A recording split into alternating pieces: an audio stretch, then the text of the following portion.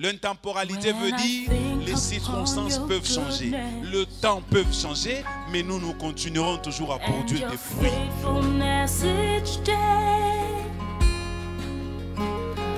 I'm convinced it's not because I am worthy to receive the kind of love that you give.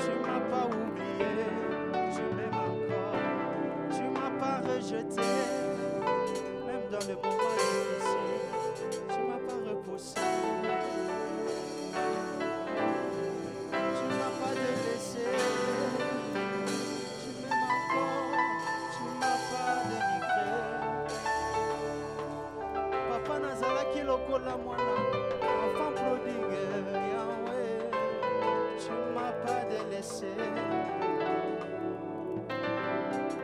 Comme un enfant prodigue, Yahweh, tu m'as pas rejeté. Tu m'as pas oublié. Tu m'as pas rejeté.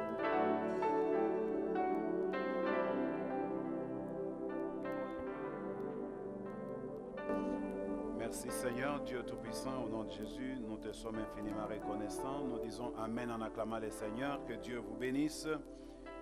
Peuple de Dieu, nous vous saluons tous dans le nom de Jésus. En ce mercredi, nous sommes dans la joie de nous retrouver encore une fois de plus en ces lieux pour célébrer le nom de notre Dieu.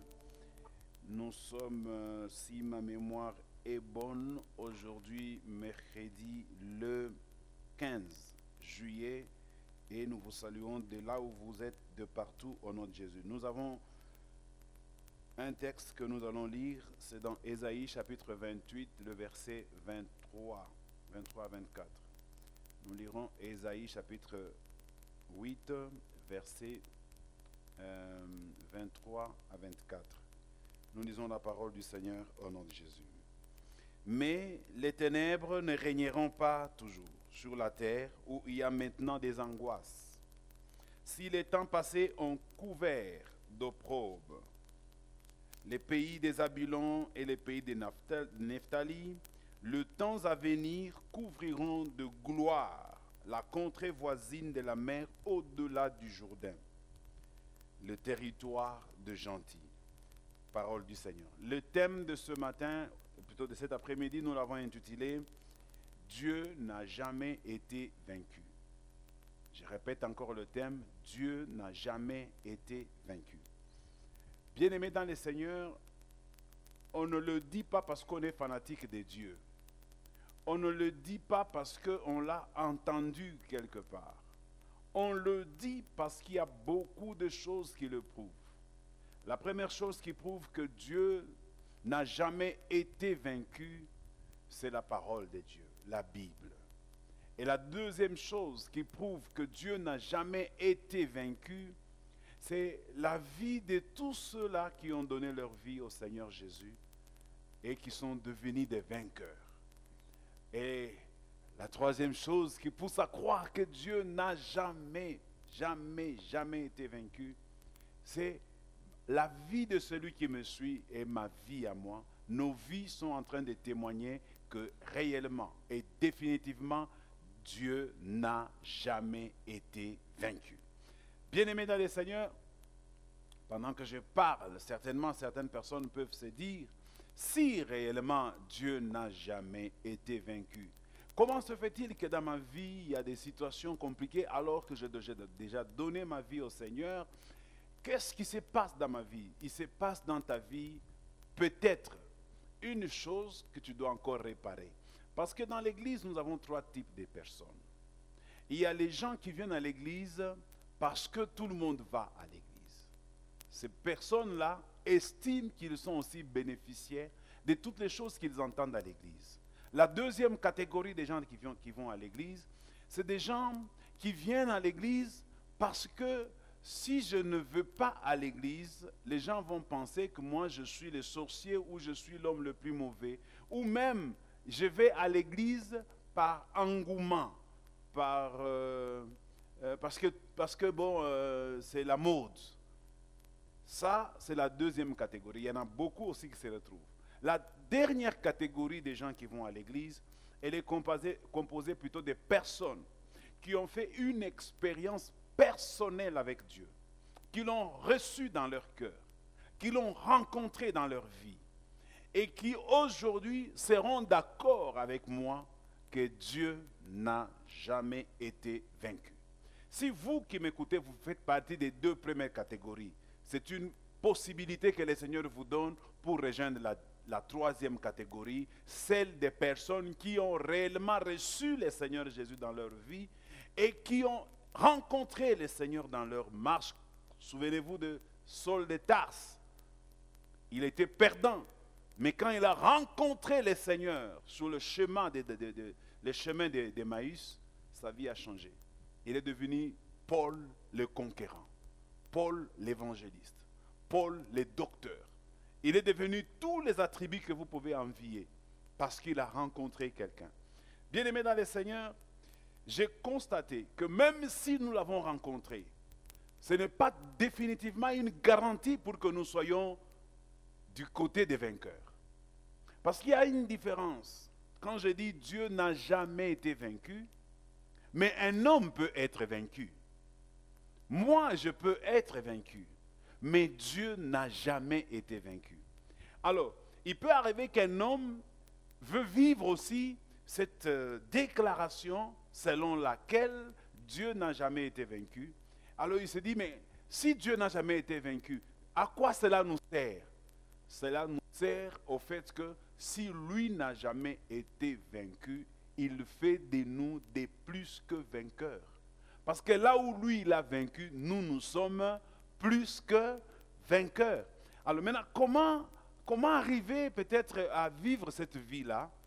Il y a 3 situations que je voudrais critiquer qui arrivent et parfois certaines personnes pensent dans leur vie que Dieu ne fait absolument rien. Parfois le diable, il est fort dans ces 3 domaines. Et quand cela nous arrive, pour la plupart d'entre nous, nous reculons, nous abandonnons parce que nous pensons que rien de bon ne peut venir, qu'il n'y a pas d'espérance, qu'il n'y a pas de bénédiction pour nous. Le diable, il est spécialiste pour embrouiller la situation. Quand les gens sont dans leur coin et dans leur vie, le diable s'organise toujours pour créer une sorte de confusion afin de les embrouiller. Et quand quelqu'un est embrouillé, vous voyez le mot embrouillé veut dire quoi? Donc vous êtes dans le brouillard. Quand quelqu'un est dans le brouillard, il ne voit plus bien. Il ne sait plus identifier même le chemin sur lequel il se situe. Il fait des pas, mais il ne maîtrise pas les pas qu'il est en train de faire. Pourquoi? Parce que le diable l'a mis dans le brouillard. Il y a beaucoup de gens chrétiens, mais dans le brouillard. Aujourd'hui, que mon message te sort de ce brouillard. Je prie que Dieu me donne suffisamment de temps pour que je t'explique, mais je n'en ai pas. Je fais un effort.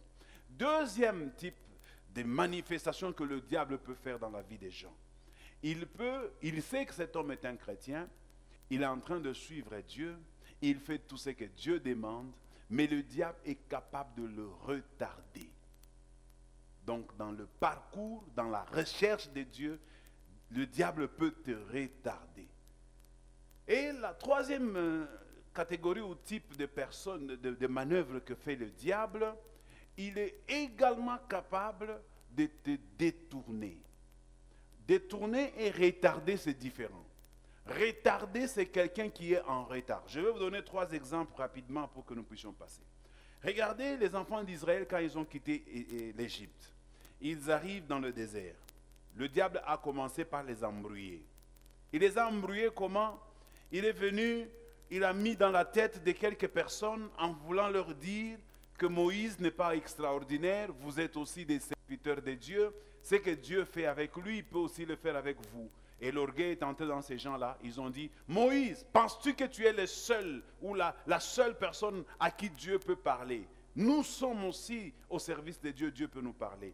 Et ça a créé une confusion. Et Dieu a dit à Moïse, je n'aime pas cette confusion que le diable vient de créer là-bas. Je vais faire la différence afin que ces gens sachent qu'on ne peut pas marcher avec Dieu dans une confusion. Le diable, il est spécialiste en ça. Mais j'ai une bonne nouvelle aujourd'hui pour tout celui qui me suit, c'est que Dieu n'a jamais été vaincu. Deuxièmement, j'ai parlé de le retardement. Le diable peut retarder quelqu'un. Je peux parler dans la Bible, je peux trouver l'exemple de Jonas. Il reçoit une mission de Dieu. Il est en train de partir vers la mission. Chemin faisant, il est bloqué. Bloqué par quoi? Par les pensées que le diable vient de lui mettre dans la tête en lui disant, cette mission, tu ne la réussiras pas. C'est une mission difficile. Arrête-toi, va, change de direction. Il était censé aller dans un territoire bien déterminé, c'est-à-dire à Ninive, lui, il a changé de destination. Et ça, c'est un retard. Mais il a fini par se retrouver rejeté, bloqué sur le chemin où il allait. Comme Dieu n'a jamais été vaincu, on l'a jeté dans l'eau. Au lieu de mourir, il a envoyé un grand poisson qu'il a avalé. Il a fait 3 jours dans le sein du poisson. Et le 3e jour, le poisson est allé le rejeter à l'endroit où il était censé être. Et il a perdu 3 bonnes journées dans le ventre d'un poisson. Le diable a retardé, mais le diable n'a pas réussi à empêcher ce que Dieu voulait faire. J'insiste que Dieu n'a jamais été vaincu. Parce qu'à la fin, Jonas a parlé et tous les habitants de la contrée concernée ont reçu le Seigneur Jésus-Christ. La dernière étape que je voudrais également parler avec vous, c'est le diable peut détourner quelqu'un de sa mission. Ta mission, c'est comme ça. Souvenez-vous tous de Samson. C'était un homme fort que Dieu avait utilisé, mais le diable a réussi à le détourner. Il peut détourner quelqu'un, ça c'est vrai, ça c'est son style. Mais Dieu est capable toujours de nous remettre sur le droit chemin. Bien-aimés dans le Seigneur, je voudrais vous rassurer, quelle que soit la situation que vous traversez aujourd'hui, le premier remède que vous devez maintenant prendre pour que vous puissiez vivre cette grande déclaration qui dit que Dieu n'a jamais été vaincu. Commencez par changer votre façon de concevoir les choses, votre façon de penser les choses. Parce que la manière dont vous croyez, la manière dont vous pensez peut empêcher à ce que vous puissiez vivre cela. Deuxièmement, retenez aussi cela. Dieu, quand il veut opérer avec quelqu'un, il ne veut pas que la personne prenne le devant. Si nous voulons réussir, laissons Dieu prendre le devant. Imaginez quand les enfants d'Israël étaient devant la mer Rouge. Pensez-vous, dites-moi, vous qui connaissez, quelle était la position de Dieu? Il était derrière, il était au-dessus, il était avec eux, ou bien il était devant eux? Moi, je vous répondrai, Dieu était devant eux.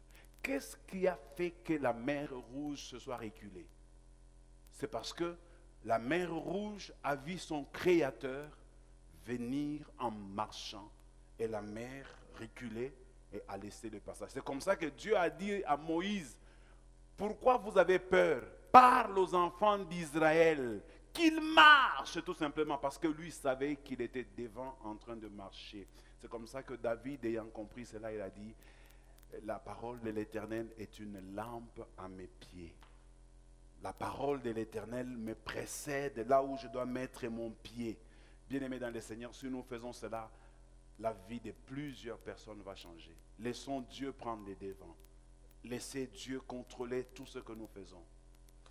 Je vais finir en vous disant 2 choses et puis je termine. La première, tout ce qui est né de Dieu triomphe de ce monde. Tout ce qui est né de Dieu triomphe de ce monde. Ce que vous faites doit venir de Dieu. Si ce que vous faites ne vient pas de Dieu, n'attendez-vous pas que cette déclaration s'applique dans votre vie.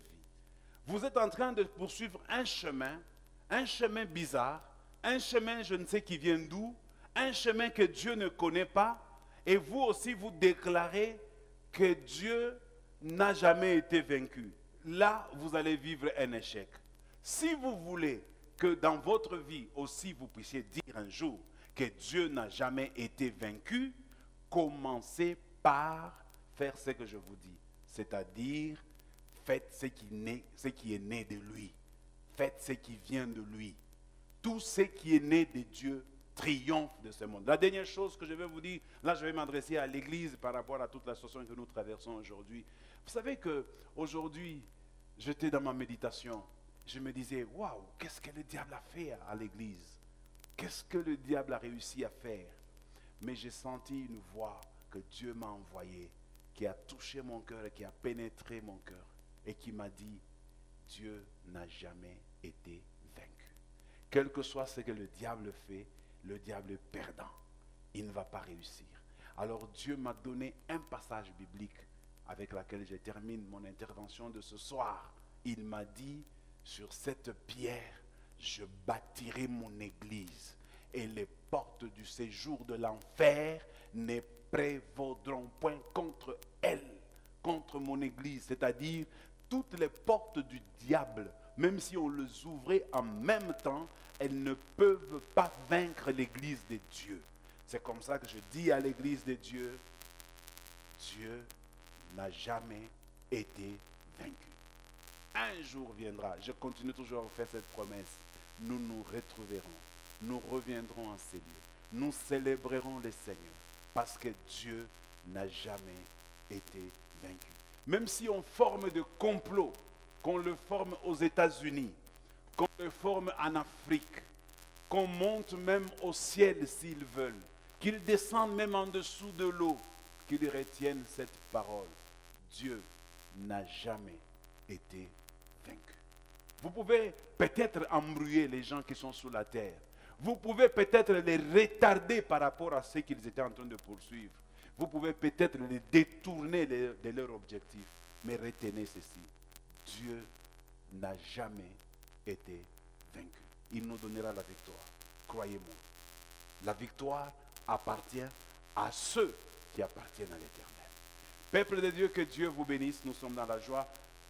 Dommage parce que nous ne voulons pas que le message soit trop long. Voilà, en bref, ce que nous pouvions vous dire. Mais retenez tout simplement que Dieu n'a jamais été vaincu. Que Dieu vous bénisse.